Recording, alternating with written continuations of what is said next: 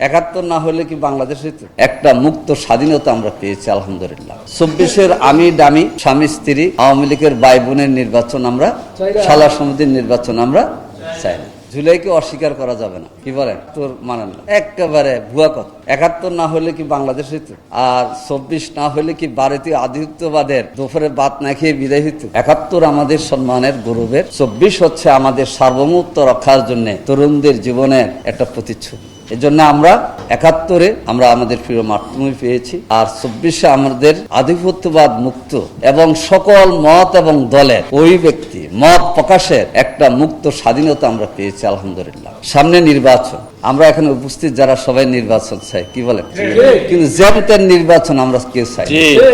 ২০১৪ সালের ১৫৩ জন বিনা ভোটে নির্বাচিত হয়েছে, সেই নির্বাচনকে আমরা চাই। ২০১৮ সালে দিনের ভোট রাতে হয়েছে, সে নিশিরাতের নির্বাচন আমরা চাই। ২৪-এর আমি ডামি স্বামী স্ত্রী আওয়ামী লীগের ভাই বোনের নির্বাচন আমরা শালা সমিতির নির্বাচন আমরা চাই না। স্বাস্থ্যকর অল টাইম হানিকম, সব সময় অল টাইম হেলদি লাইফ।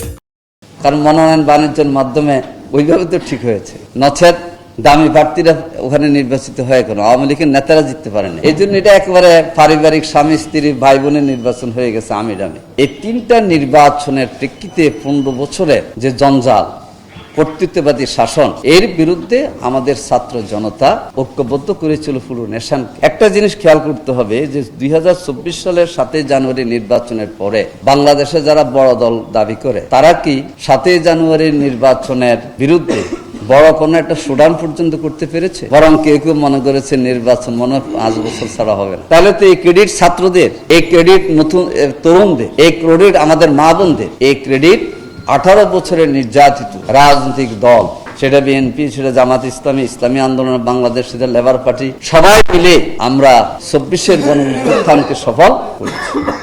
এখন ২৪-এর গণ অভ্যুত্থানের স্পিরিটকে ধারণ করবে জুলাই জাতীয় সনদ। জুলাই জাতীয় সনদের খসড়া বিভিন্ন রাজনৈতিক দলের কাছে আগে দেওয়া হয়েছিল, আমরা মতামত দিয়েছি, আবার গতকাল আরেকটা পাঠিয়েছি, ইরান ভাই আমাকে বলল।